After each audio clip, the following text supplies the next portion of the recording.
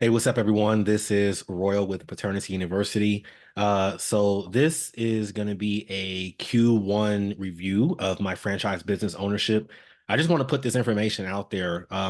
There's not really many places that you can find on YouTube or just on the internet in general, where you can find, people talking about their experiences and trying to grow their budding franchise business. Um, so if you guys may not recall, a few months ago, I bought a franchise medical testing business called Any Lab Test Now.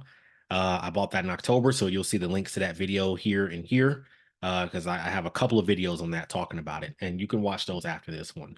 But I want to talk about, how things have grown since then.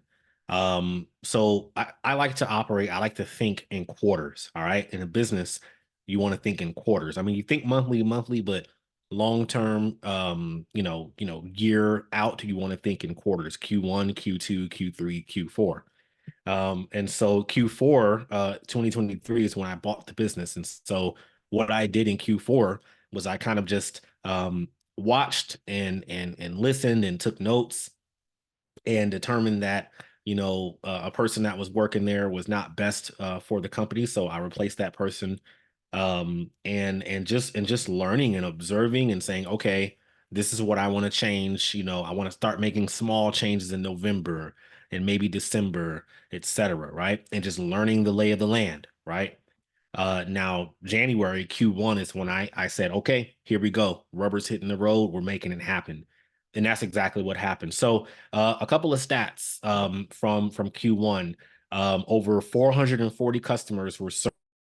440 customers were served in Q1, with a 97% growth in sales over Q4. All right. So in Q4, I did a certain amount. In Q1 2024, I nearly doubled that amount in sales. Why? And how did I at that point? Number one is mindset. All right. Mindset of being a strategic leader. All right. You as a business owner with, even if you don't have employees yet, that's fine. Right. Even if you don't have employees yet, but if you do, you don't want to be the technician. You don't want to be the person that does everything and handles everything. You want to be in the mindset of, I am going to get out there and I'm gonna be the lion, or the lioness does the hunting. Honestly, I'm gonna be the lioness that goes out there and and hunts and brings in the food for everybody to eat. I'm gonna strategize. I'm gonna think of ways, multiple different ways, through multiple different marketing channels, how I can bring the business in. Now, once that business is in, you have systems and processes created so that your employee or employees can handle that amount of business and coming in. And that's exactly what happened. I I started developing strategy with actual tactics. All right. On my whiteboard. My whiteboard is in front of me. Y'all can't see it, but I started developing actual strategy with tactics on my whiteboard and on my iPhone notes. So for example, in November of last year, or late October of last year, I was like, I'm gonna start Google ads in November so that by January I'll have enough data pulled to know what people are searching for and how to more target those search terms in order to bring in more of that business. And that's exactly what happened. Starting in January, it was like boom. November, December, it was kind of like we get the data from the ads. It was kind of slow, but January it just exploded. All right. Um, in January, I gave my employee smart goals to hit. Smart.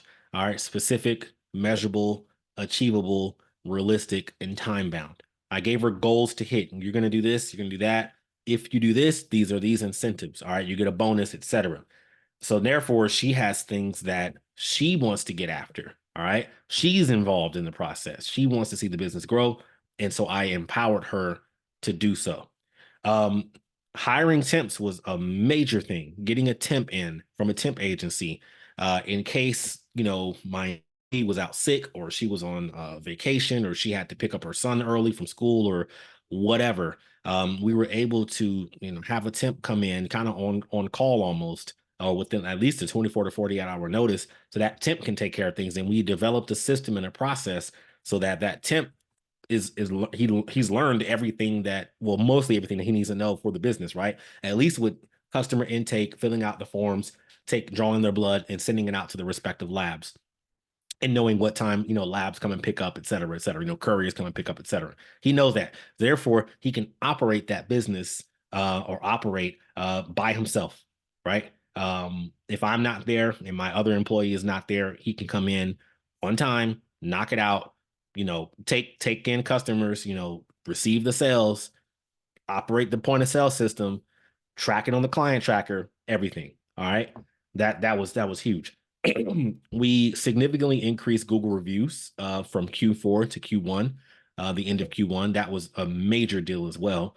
And we learned in that process how to properly ask for Google reviews. So you ask for the if you're a brick and mortar store, it's different when you operate a virtual business, right? When I was operating my DNA virtual business, it was so much harder to get reviews because you'd ask them to, give a review via email, and maybe they might say, okay, I'll get to it one day. They were so awesome, I'll get to it today, and they just kept putting it off and putting it off. Or some people just don't want their information out there. They don't want their private information out there. They don't want to talk about how they got a paternity test, right? We learned that the best way to do it is, as the client is checking out, as they're, swiping their card to check out and get ready to leave, you got about 30 seconds to ask them for a review while they're looking at you. Don't let their back turn towards you, and don't let their back turn towards you to walk out the door. Ask them for a review. Hey, if you don't mind, how was your experience today? If you don't mind, can you leave a review, please? That type of stuff is important. That is how we significantly increased our Google reviews, which is our pay further on into that map pack. And it helps, all the algorithm Google stuff, right? That I can't really explain, but it helps a lot. And it gives that social proof to people who are searching for the test that we can offer. It gives that social proof to do so. All right. And then most importantly, using the franchisor support system that we have. Critically important. So I have a franchise business coach, and I have a call with her at least twice a month. Schedule calls at least twice a month, sometimes another call, or a text or something like that. She is like my franchise mentor, and she's like, hey, left and right limits here, do this, don't do that. I suggest this, I don't suggest that. And I present her my ideas. She's like, that's awesome. Like that's great. And we talk and we chat it up. The franchise, like I said, I'm part of a franchise, so they have weekly meetings talking about specific topics, recorded meetings. They have their own university, online university, so I can go in and just look up stuff and, okay, what do I do with that? What do I do with that? And it just helps so much and eliminates a lot of the anxiety and stress of operating a business, because I just have that support system. So that significantly helped in really reaching out and using that support system. Um, so a couple of things that we started trying late Q1, and that was right? So as part of the sales, you can only get so much with just doing, Google ads and people calling in. You want to do outbound calls, or you want to call, in our business, doctors, lawyers, et cetera, other businesses, employers, to say, hey, this is what we do. Tell your folks to come on by.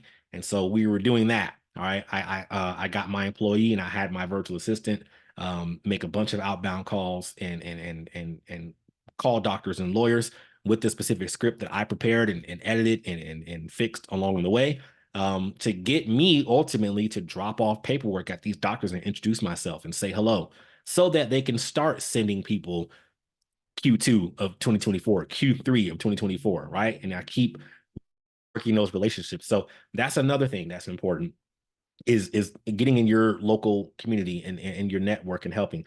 I joined the Chamber of Commerce in February, the local Chamber of Commerce, and volunteered to help on one of the committees.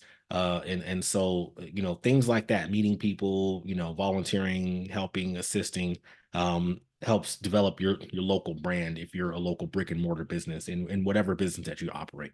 So that's my Q1 review. I might do these, every once in a while, probably at the end of each quarter, to kind of do a review and track and build in public and show like, hey, this is how I'm building this stuff, up until a certain point, and maybe it might help you guys. So thank y'all so much. Like, comment, subscribe, share. I got these other videos linked as well in this video.